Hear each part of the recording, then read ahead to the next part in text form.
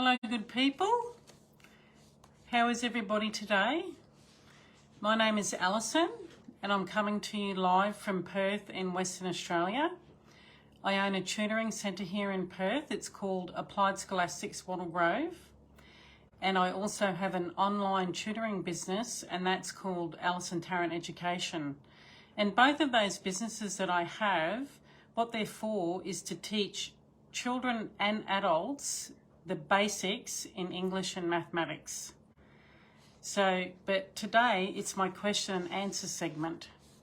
So the last question that was asked, that a few people did answer in the comments section, is how many hours per week should your child be playing on non-educational video games?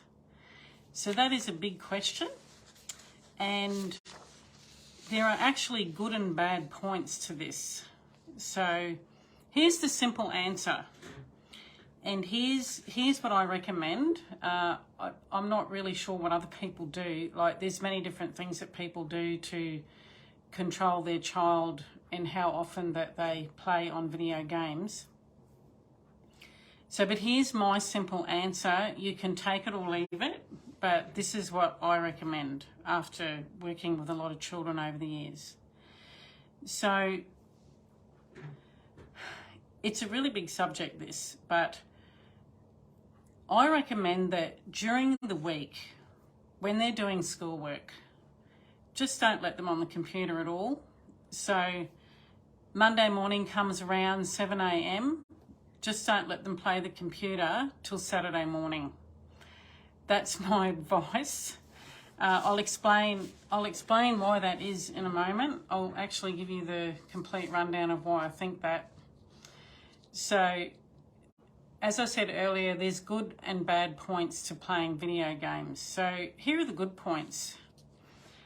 I think the one major point that makes it a good point, and this isn't just for children, this is for adults, because if you're an adult watching this and you play video games, I play video games. There's certain video games that I actually really like. So if you're an adult and you're playing the video games, it's fun. It really is just simply fun.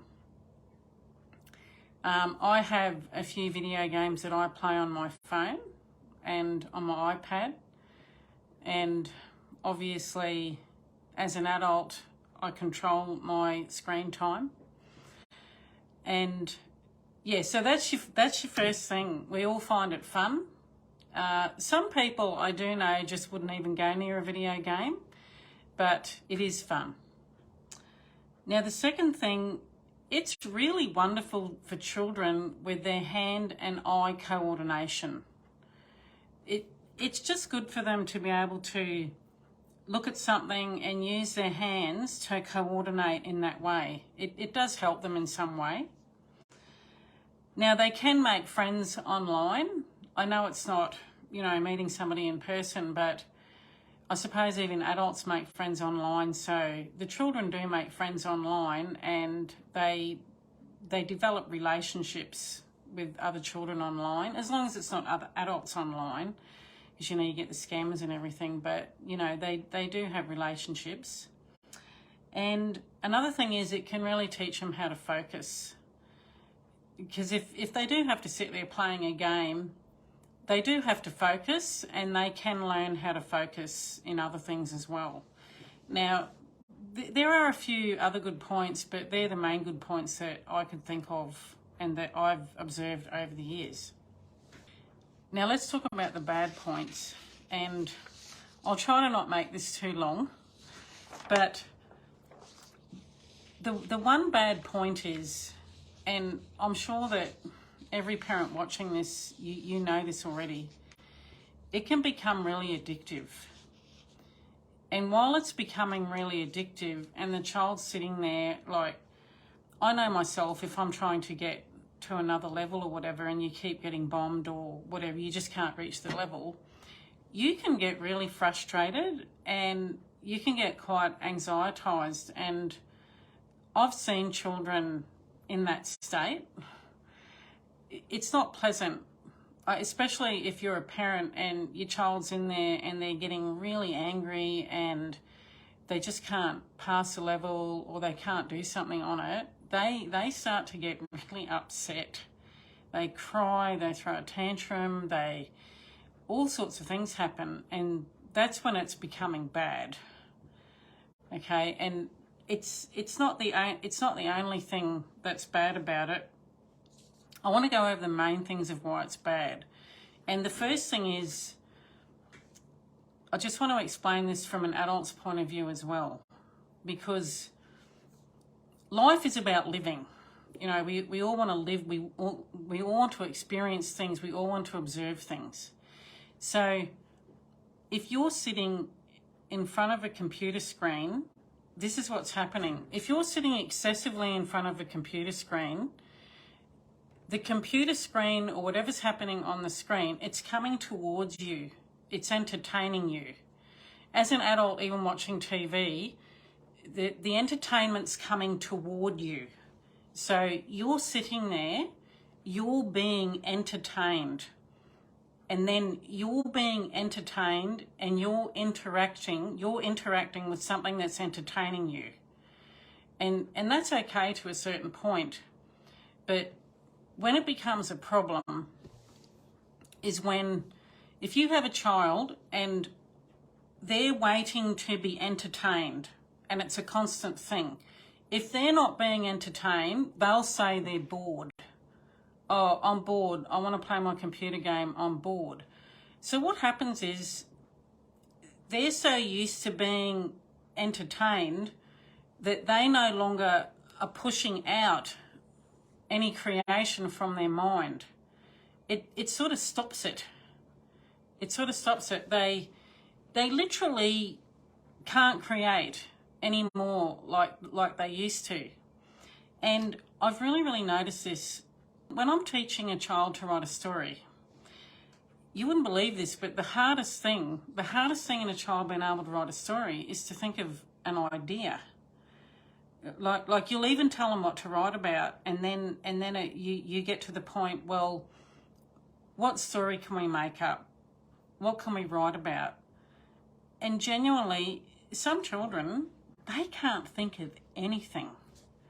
They can't think of anything. I don't know exactly if it's directly the result of computer games. I'm not sure, but I have noticed this over the years, that it has become worse. Trying to get a child to think of an original idea of their own without putting the idea in their head, it's become difficult. It truly has. It's like you have all these things in the world. You've got activities they can do with sports, you've got animals, you've got family, you've got holidays, you've got all these different things that a child could write about. But even if you give them the idea, they find it hard to write just one sentence. So you don't want that happening to your child. You want the child, it's fine if they want to play video games and they want to be entertained, as long as there's a balance. As long as the child can still outwardly create for themselves, get an original idea for themselves on what they can do to have fun. It's kind of like, it was so different when we were children, and if you're around my age, you'll understand that when we were growing up, I remember the day when there was black and white TV.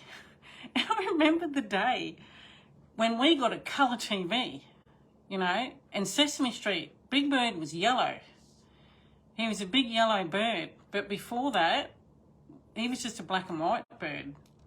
So, and we just never had video games. We never had that. We never had computer games. We made our own fun. We just did.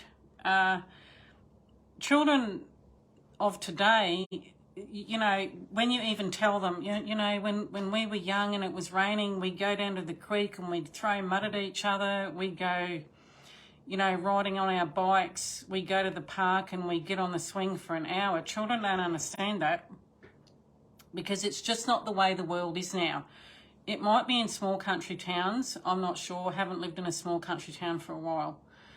But times have changed and the electronic industry is making lots of money. It has taken over a bit. But anyway, it's just where we're at. So there's a few things I just wanted to go over with the bad points as well. Now, here's the thing. So I've had parents ask me,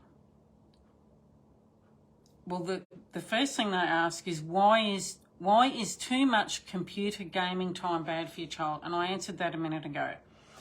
It's entertainment coming in. The child is being entertained, and then it stops the child's creation. The child no longer can outwardly create something.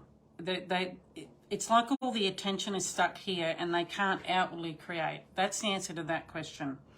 The next question I get asked is, when do you know it's become a bad thing? When do you know that your child is playing the computer games, and how do you know at which point it's becoming really bad? Now, I just want to say, this is when you know. This is when you know it's a problem in your house, and it's a problem for your child, and even a problem for yourself as an adult. But let's not even look at that, because adults are a different species to children. So here's when it's bad. If your child wakes up in the morning and the first thing they want to do is get on that computer game, it's become a problem. If they go to school and they just want to get through their school day and they just want to come home, and the first thing they want to do when they walk through the door is play on their computer, it's become a problem. So what parents do, the child comes home and they want to play the computer game, and the parent says to them, you do your homework first and then you can hop on the computer. So they may take 30 minutes to do their homework, and I'm not judging parents. I'm not judging parents. I'm just stating facts, because, you know, life can be hard and we all have things happen. But the child will come home, do the homework for 30 minutes, then they will get on that computer from, say, 4:30 till 9:30 at night. And they'll hop on it for 1, 2, 3, 4, 5, 6 hours, sometimes more. So when that's happening, it's a problem. Now, when we have students that come here and we give them homework, so this is how I know whether they've got a problem with the computers. When they come back and they've got their homework and it's all rushed and it's all wrong, and you can see that it's just been done in a rush just to get it done, just to get rid of it, just to get it out of the way. And why do they do that? Because the parent has said, do your homework first, you can get on the computer game. They don't care about their schoolwork anymore, and they don't care about their homework. All they care about is getting the homework, the school homework done as quick as they can, just so they can play that computer game. Nothing else at this point matters in their life. Nothing else is important to them. That's when you know it's a problem. That's when you know you've got a real problem. So how do you solve that? Well, I have my own viewpoints on that, and I suppose I'll bravely tell you how I would handle that. If they're really like that and they're actually that bad and they're living for their computer game and they're really nothing else matters and they just want to be on it 24/7, well, it means they're addicted. But what you really have to do when it comes to that point, and that point is a bad point, it's a bad point to get to, and if you're at that point and your child won't be doing well because that's all they're thinking about 24/7, unfortunately, the only way I think to solve it, you need to just get rid of all the computer equipment, and you just need to take it away from them for about 6 months. Or you need to take it away until it gets to the point they're no longer asking for it or they don't want it anymore. Because by then, they've learnt how to connect again with the world and have a real life with living, if that makes any sense. What's some of the things? Riding their bike up and down the street, playing with their marbles in the sand. I know many kids don't play with marbles anymore. Just doing something else, riding their skateboard up and down the sidewalk. Just doing something else, having some other interest, just any interest. It doesn't matter what it is. Just having some other interest apart from playing the video game. Now, look, I know there's a lot of families that don't have this problem, and, the children do music lessons, they have sporting activities and things like that. But this I did want to bring up because I get asked this so much, and I do just want to offer some advice in this area because it seems to be a problem that's everywhere in the world with every child. And I just wanted to go over that. So I think I've covered everything that I wanted to say. And to sum it up, there's good and bad points. There's good and bad points in everything, really, isn't there, in life? And I'm just looking for my next question that I want to ask for the next live. Here it is. So anyway, if you've got any questions on this subject, if you want me to talk about anything else, just put something down in the comments, and I'll help you. I'll answer any questions that you have. You won't always agree with what I say, so that doesn't matter either. Everyone's entitled to their own opinion, aren't they? But here's my next question that I'd like you all to answer in the comments. Oh, there is actually there were some answers that I did get that people did comment on, and I just want to find out. I actually saved them in my notes. So there was one parent, and they were fairly logical. They didn't really have that much of a problem with their children on the computer, and they did write this. It's good to let them on for an hour a day or less, and maybe a few hours on the weekend. So that was one of the answers. And I did have an adult actually make a comment on this, and this is what he said. He said this: I grew up with video games. The only mistake was I became addicted too fast. I started correcting this 2 years ago, and I am no longer playing them.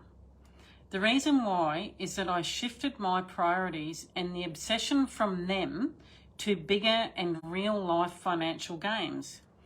It was hard, but they had a powerful impact once I started making comparisons about game strategies and finance strategies. So I suppose this is the good side to it. Games were the place where I was able to exert my stubborn mode in order to complete tasks and missions, teaching me to focus. Because I mentioned the focus thing earlier. Teaching me to focus, be disciplined, and have consistency. Because I suppose they are all the things that a child has when they're playing computer games. They're focusing, they have discipline in playing that game, and they're consistent with playing it as well. And then he says, only one must be aware and helped with side effects and addiction. Like everything, there are pros and cons. So thank you for that. Thank you for that comment. That was really in depth. And thank you for sharing about your life. So now the next question for the next live that I would like to do. Here it is. How do you help your child with homework? So what is the best way to help your children with their homework?